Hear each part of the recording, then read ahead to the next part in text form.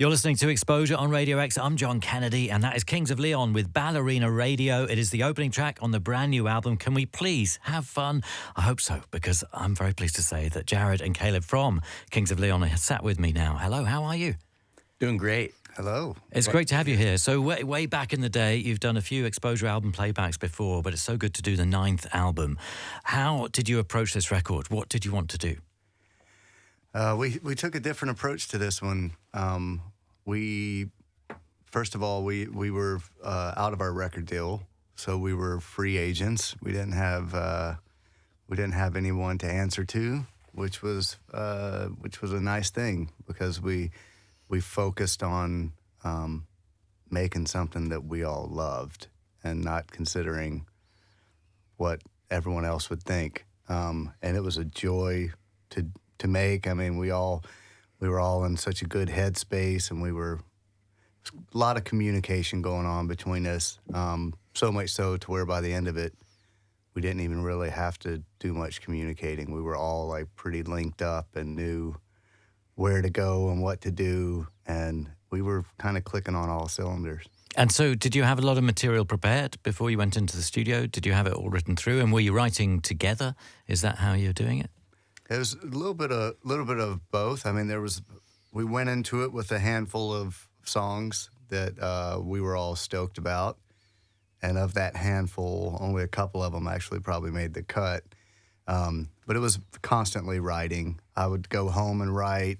We had stuff that we would kind of come together, and a musical idea would happen, and then take that and write on it.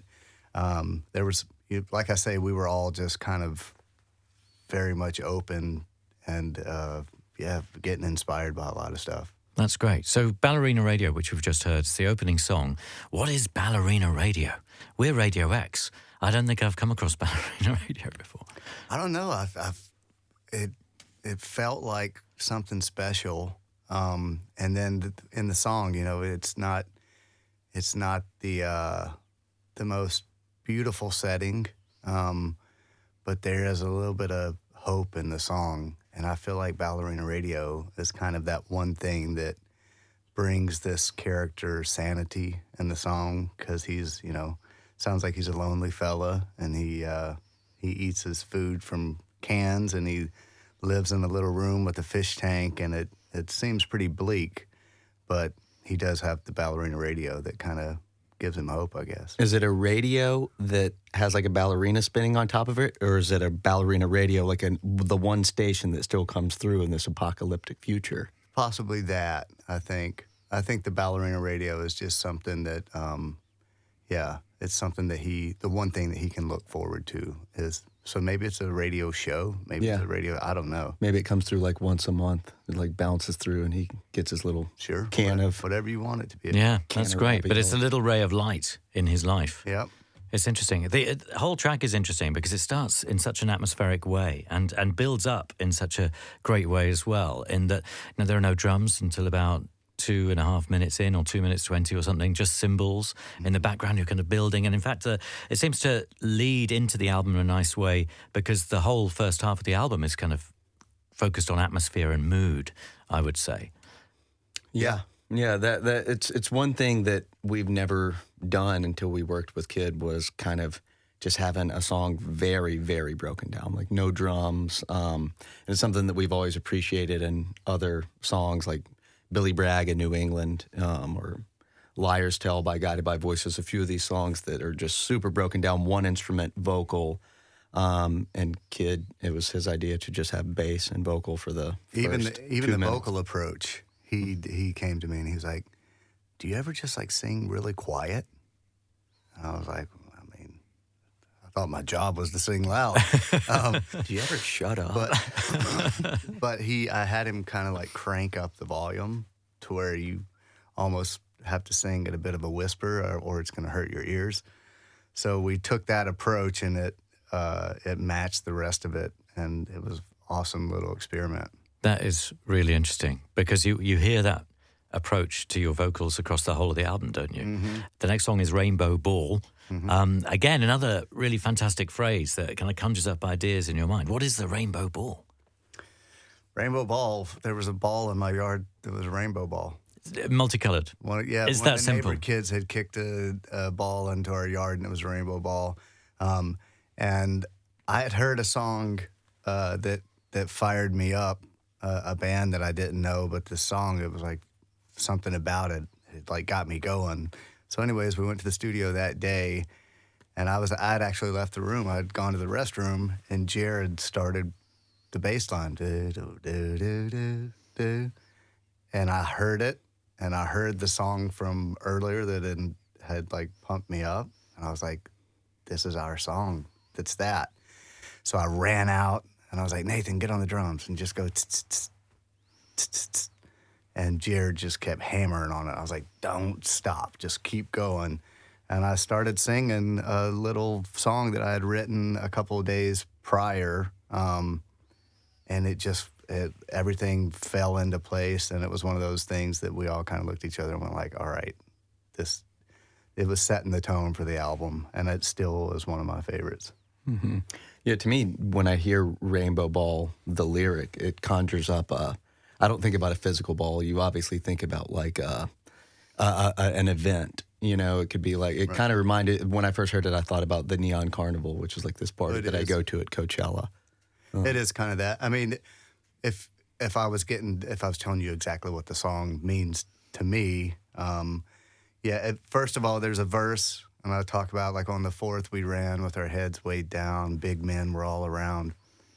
That was me watching a football game that I had bet on, and we ran the ball on 4th down and didn't make it, and me and my buddies lost our bet.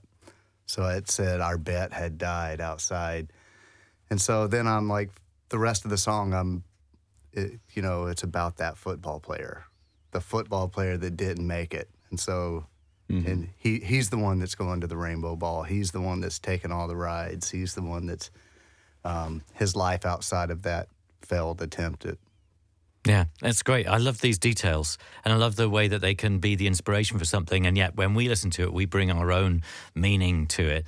And I also love the detail in the instrumentation. So, I mean, that bass line is fantastic, but there's also this, is it a violin or a guitar that is making this little... harp. It could be a mellotron. Right. On the keyboard. It's a synth, yeah. Yeah, it's got a little harp tone to it.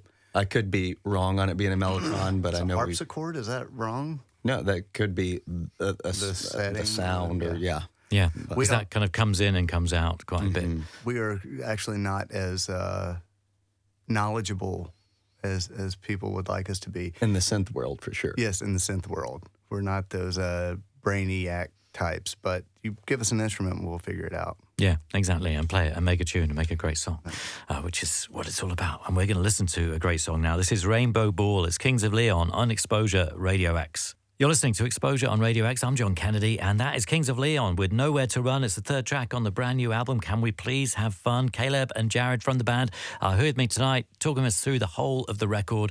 You mentioned Kid Harpoon. He's the producer of the album, a.k.a. Tom Hull. He was actually a guest many times on this show, on X-Posure. In this very studio, he used to come in, sometimes a bit worse for wear, after he'd played a gig with his guitar and serenade me live to air, which is always really exciting. And to see his success across the other side of the world and work with so many fantastic artists and be such a vital part of what they're doing and achieving is really exciting. And I understand that you struck up a great friendship with Kid Harpoon.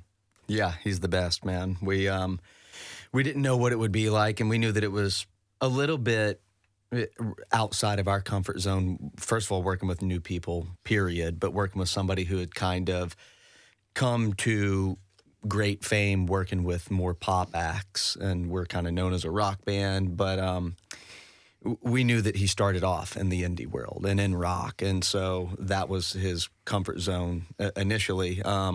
And then we met him and just hit it off. He's great. He's funny. He got into our sense of humor, and was just super relaxed and easygoing, just made us feel at home. Felt like we'd known him forever.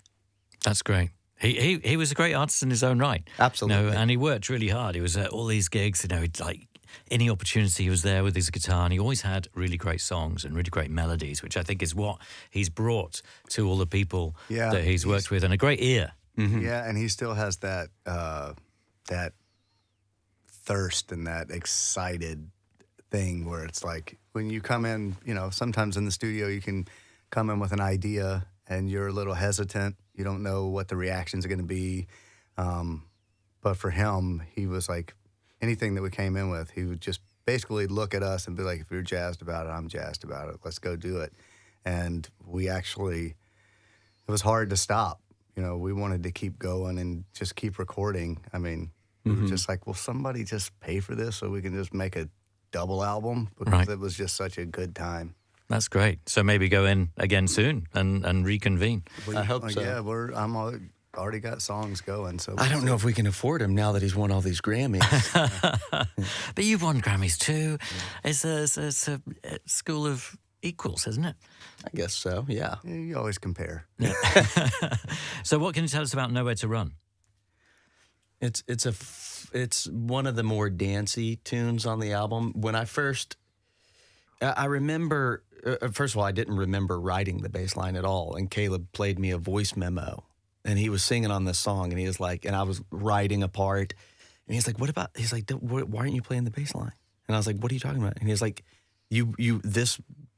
we started writing around this because you were jamming on that one day, and I did not remember it at all, and he played it for me, and I was like, wow, yeah. And then it kind of did jar a memory of doing it, and I remember kind of like my dream has always been to have a bass line sampled like years down the road by maybe like a hip-hop artist or something like that.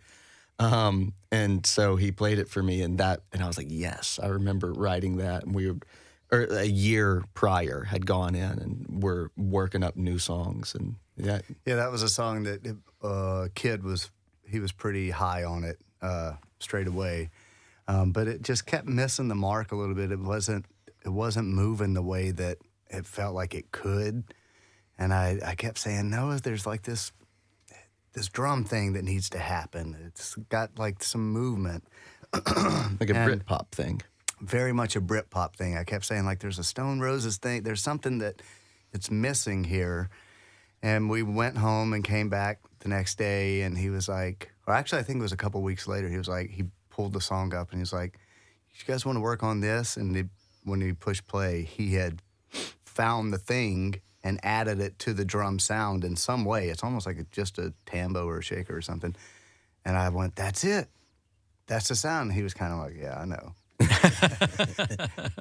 it's a fun one for sure. That's great. It's great, the idea that you were bringing and pulling from Britpop or something approximating that, and the British guy can come up with that little thing that matters. He knew what we were trying to say. Yeah, that's great. I mean, it's an interesting track musically because you have this amazing bass line. It's quite direct, really, and then the shimmering guitars kind of add a more atmospheric, a different kind of thing going on entirely. Yeah, if I ever play that song with just an acoustic guitar, it sounds like such a sweet, nice little song. Because without that, it's just the guitar is just, like you said, it's very like sweet and soft. But that song, yeah, man, it's one of those that it gives me that feeling like some of our songs in the past that our fans have liked or have gone on to be successful or something like that. It just has that little thing that you can't put your finger on. It's like, yeah, something about this feels different. And almost when you can listen to a song and it doesn't feel like you, that kind of makes you go like, okay, I think we're growing. Yeah, that's really interesting. And the album builds towards Mustang, which was the first single. It's the next song. And in a way, this becomes the most direct song that we've heard on the album so far. And a lot of people will know this already now. What can you tell us about Mustang? It's got an amazing video. A lot of people are interpreting the words and trying to decipher the kitty aspect of them. How did it all come together? We had gotten far enough along in the album to where we kind of started to see what was missing, and we knew we didn't really have that rock song. We had touched on it. Later on, we ended up having songs that that did kind of scratch that itch. But at the time, it was like we need a rock song. So I had gone home and had just started doing this thing with the E chord, and my son was like into it. He was only 4 years old, and he's not into anything that I do. But he happened to be wearing a Mustang T-shirt, and my daughter was watching YouTube videos of cats because she was trying to get us to buy a cat.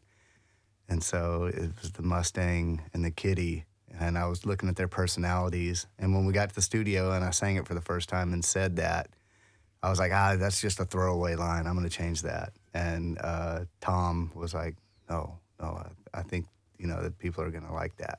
So. Yeah, it's interesting. I mean, such specifics, and yet, in a way, they can kind of be anything. It can be a car, a person, or it could be a horse, could be, anything that you want to interpret as a Mustang and a kitty. Yeah, that wild side and that more reserved and calculated side.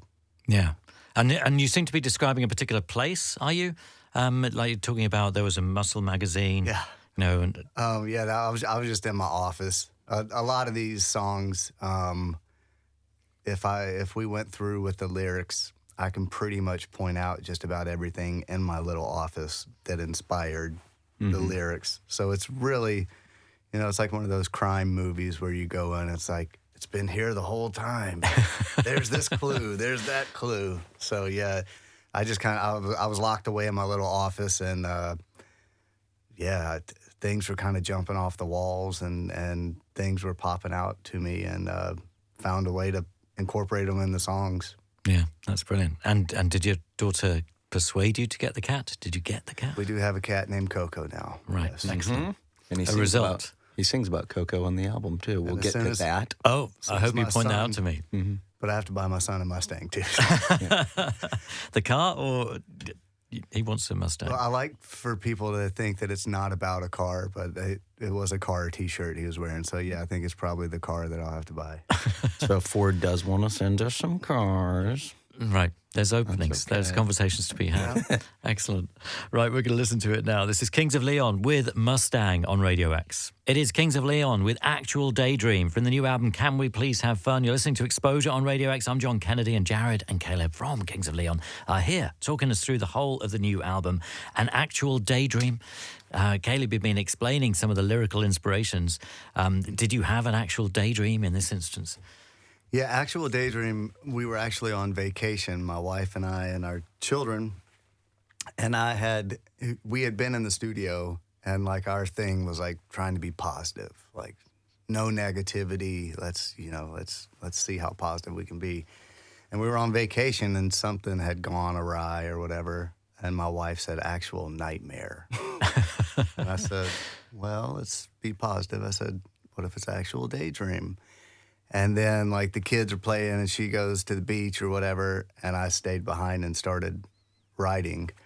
And, yeah, that song, it was one of those, the guitar, the little plucking thing that's happening, I felt like, man, this has, like, that 80s vibe, a little bit of a Don Henley something. But then when everyone else came in and added their flavors to it, it just took on a life, and the lyrics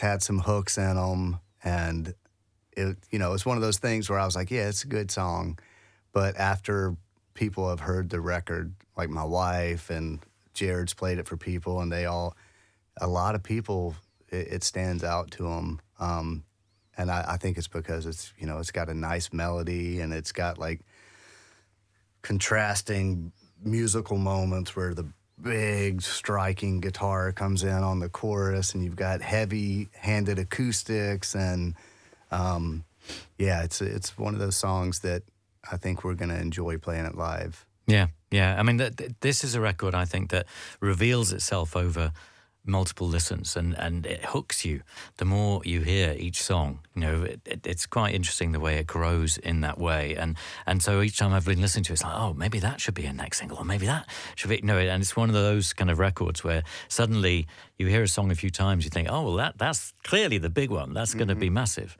Yeah, my hipster friends immediately made jokes and jabs like, well, you guys got your radio song. I was like, not only is nobody talking about it being the first single, nobody's talking about it being a single, period. I don't think it's going to be a single. Yeah, so joke's on you, nerd. At this point, we feel like we should fight for it to be a single because it's gotten the reaction that it has, but, we'll see. we'll see what the label wants to do. Yeah. No, fair enough. Don't Stop the Bleeding is the next song.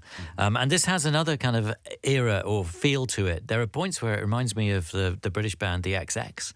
I don't know whether you're familiar with them, but it's quite interesting. There's lots of different things on this record where just moments, you don't necessarily, go the whole way with a refrain or a feel, but it's there for a minute or something, and then you move on to another thing, then reprise it, and then move on again. And Don't Stop the Bleeding seems like that to me. It's got quite a few different things going on. Yeah, Caleb brought it in, and it was fully formed, and we loved it. And it kind of reminded us a little bit of maybe The Cure or somewhere in that world, or even like musically, like it could go The Smiths. And so we worked it up, full band, and did it, and it was just coming off as cheesy, just not working, and it was making us all down on the song, but we all knew the song was good, and the lyrics were great. So it was another thing where Kid it pushed us a little bit into breaking it down, and Caleb did too. And I sent around a song by a band called Gene's Wilder. It's a song called Sparkler, and it's like a 50s kind of throwback, very broken down. And we kind of tried to go for that in the more kind of 50s world, and I don't know, it started to blossom from there. Yeah, it's got it feels like a prom song to me. Like a dance, something you could listen to. But yeah, it's got a good story to it. It was the first song that, whenever it started to come about, that was when I was like, okay, I think it's time to call the guys and get into the studio, because it was the first song where I was like, okay, we can build from this. And the melody it was like a TV jingle or something like that. It just hit me. I was out at my farm, and I was just in my room, and I just went ba ba da da da da da da da, and did like the whole melody. And I was like, is that a TV show theme song? What is that? And then it just stuck in my head over and over. And I was like, well, if it is, it's ours now, I guess. So. Yeah, that's really interesting. And it's really interesting. So that was a kind of a trigger point to think, right, we're onto something here. We need to get in the studio and start recording. Yeah, you can always have moments where you're like, yeah, let's just go to the studio. But really you need like that little spark, that little thing that goes like, okay, this is what we'll build from. And then when you're in the studio, you start to go like, okay, now we're starting to get the cornerstones. Now we can kind of fill in the spaces. And this album has some sturdy bones to it. There's a lot of songs that, like you say, you think when you listen to it, you're like, I mean, if that was on the radio, it makes sense for that to be on the radio. And even songs that don't, they feel like they're important, or they can mean something to someone. Totally. We're going to listen to Don't Stop the Bleeding now. This is Kings of Leon on X-Posure Radio X. It is Kings of Leon with Split Screen on X-Posure Radio X. It's the 7th song on their brand new album, Can We Please Have Fun? That's a song that you might know came out as the 2nd single. We've got Jared and Caleb here giving us the lowdown on this record. I know you've talked about Split Screen with Dan from Radio X as well. And how did this one come about? What was the genesis of it? Well, I'll let Kib get into the song aspect of it, but we had finished 10 songs in Franklin, Tennessee, and we were going to mix in LA, and we were like, it just felt like the inspiration had not turned off yet. And so we talked with Kid, and we were like, let's just get a studio next to the mixing room and just see if anything comes about. And we brought in 3 or 4 songs, and Split Screen and Ballerina Radio came from LA. Yeah, Split Screen was... I knew that we were going to try to record Ballerina Radio, because before we had broke and before, we had planned our trip to LA, I had played Ballerina Radio for Jared and Kid. And I could see that it was like, oh yeah, this, there's something here. So before we got to LA, I was like, I want more than just one song. I want to have options so that we can be like, well, this is better than that, so that doesn't make the cut. And so when we were in the studio, I was like, I got this other idea, and I started kind of playing a little bit of Split Screen and singing some lyrics that I had. And Matthew walked in, and I was like, oh boy, here we go. Because he's kind of, he can get down on, he's one of those guys that his first reaction is it can be brutal at times and off the mark at times too. But he actually looked at me and was like, what is that? I was like, it's nothing. And he was like, no, I like that. So I was like, all right. So I saw that people liked it, and I went home that night, and we were in a house. We had rented a house that was like, looked good online, and then we got there, and everything was like antique, and my son was breaking everything, and we were just like, oh, my wife was upset that the house wasn't. And so I turned it into the song, and so the lyrics are, set it down before you break it. This house ain't for children. Doing jumping jacks in the basement. My room was in the basement of the house, and I was working out down there, so I was doing jumping jacks in the basement.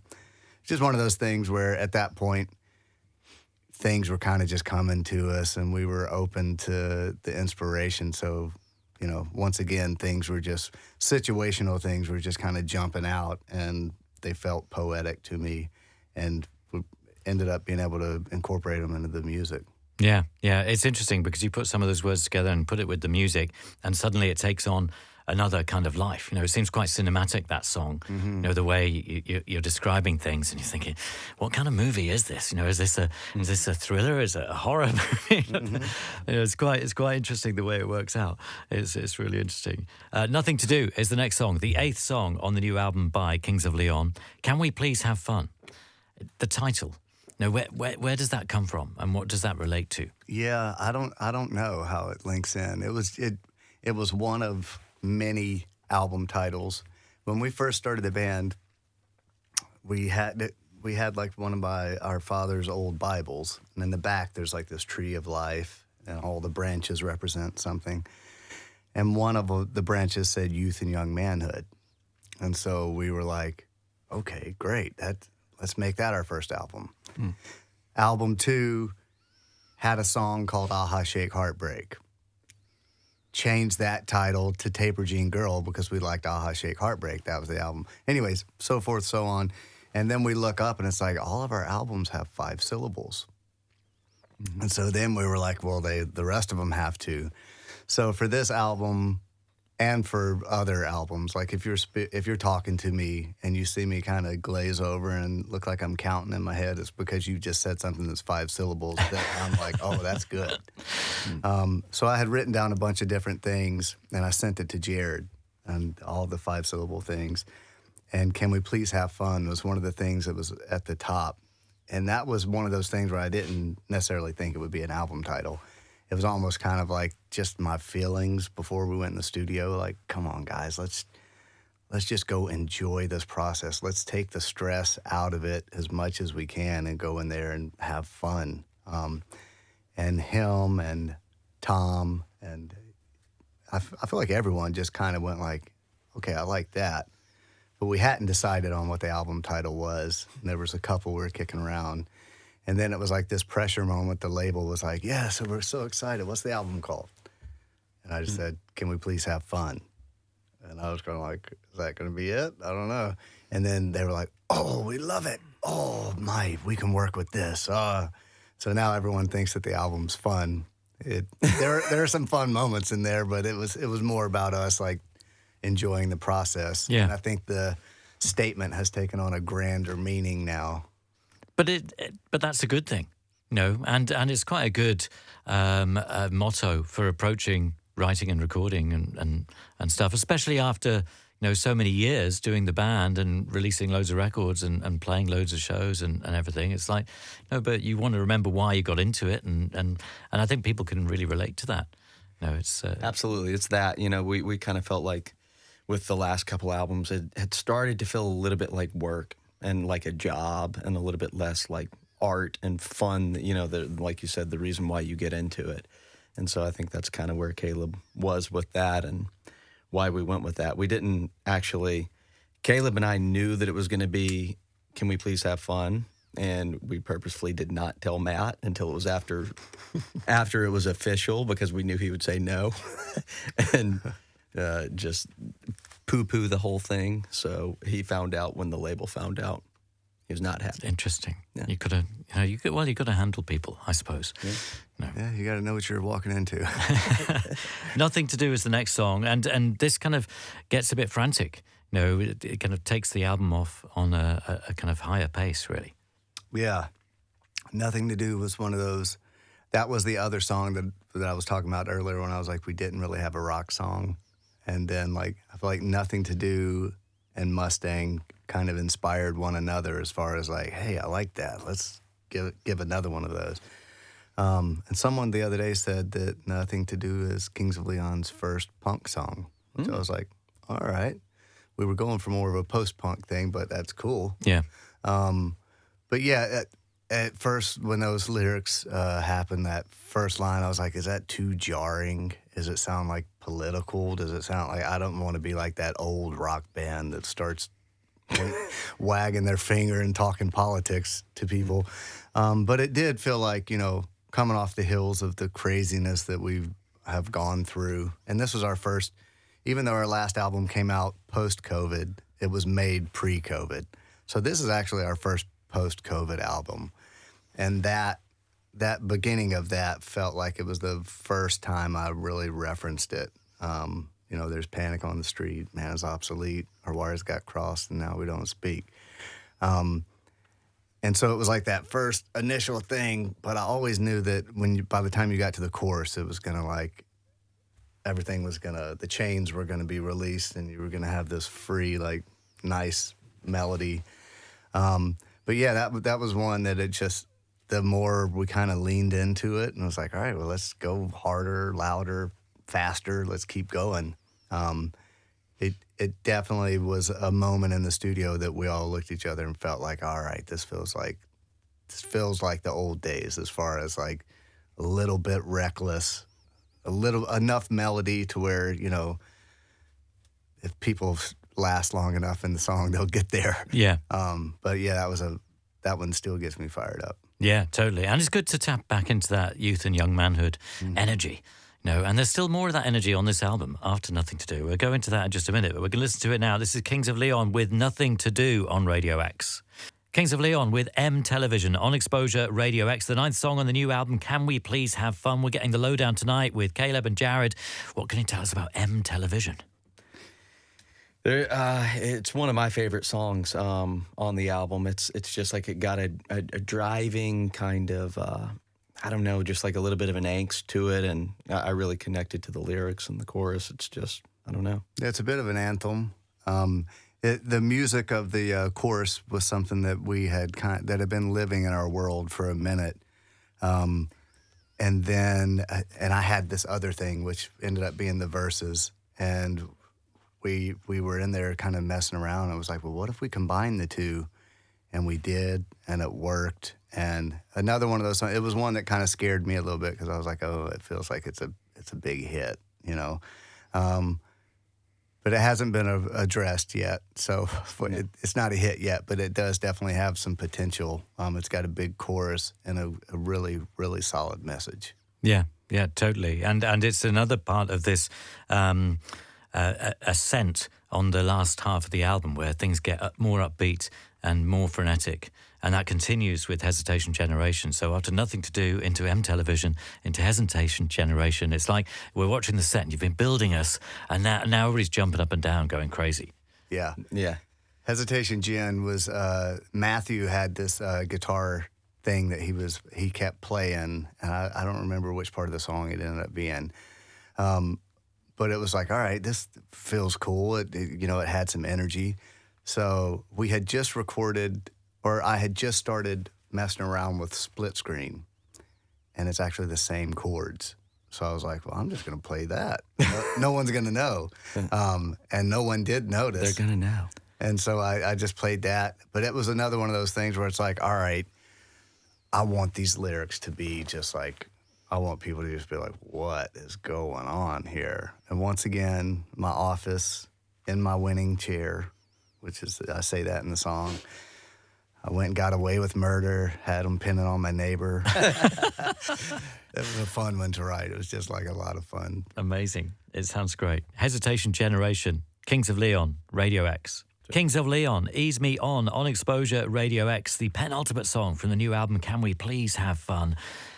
You're going to take it down now. You're calming us down. This has an almost 60s ballad feel to it, I think. Yeah. Ease Me On was something that I had that melody kicking around since the last album.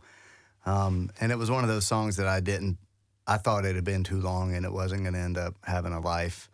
But when we were working it up in the studio, it felt like it had like a new life to it. We had found this little drum machine from a band called Suicide that they used a lot. And so we incorporated it into a couple of songs. I think, did it end up getting it on Ease Me On or just the droney sound? We probably tried it on every song.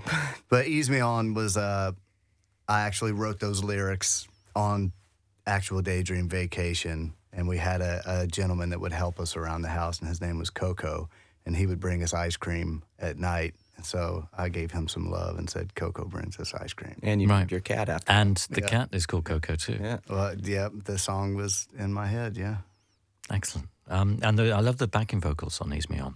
It sounds really nice. Yeah, we kind of dipped our toe into the country world. Yeah, a little Harry Nilsson meets country, that kind of thing. Yeah. Harry country. That sounds like it could be another song title. Scene is the final song on the album, and this is quite fuzzy. It's quite raw and gnarly in places. Yeah, it was kind of we went a few different directions with it, but always kind of kept coming back to a grungy kind of feel. I remember I wrote that bass line, which probably most people just think it's a guitar, but it's a bass on high strings. I wrote it during a long photo video shoot that we were doing for When You See Yourself, and it was just kind of dark and just moody. And I always wanted it to be something, and it never really caught on. But kid, Tom, loved it and talked about it and like sent a text one time. I think it was in church, and got a text message, and it was like scene and a bunch of fire emojis, and Matt hated it. And I was like, yes! He if kid likes it, it has a chance to make it. If Matt hates it, we love it. No, but we went into our little writing world and started playing on it, and Caleb started singing something immediately, and Nathan just played the most simple drum beat ever, and listened back to the demo, and it like almost made me emotional. I'm pretty sure it was a one-time him playing it, I started singing, and everything that came out of my mouth ended up being the lyric that we used. Yeah. So it was all just top of the head, very inspired, quick and easy, and just something that still gets me going at least. Yeah, sounds great. Thank you so much for being here, Caleb, Jared. Great to have you here. Thanks for talking us through the whole of the new album. This is the last song on Can We Please Have Fun. This is Scene, Kings of Leon on Radio X.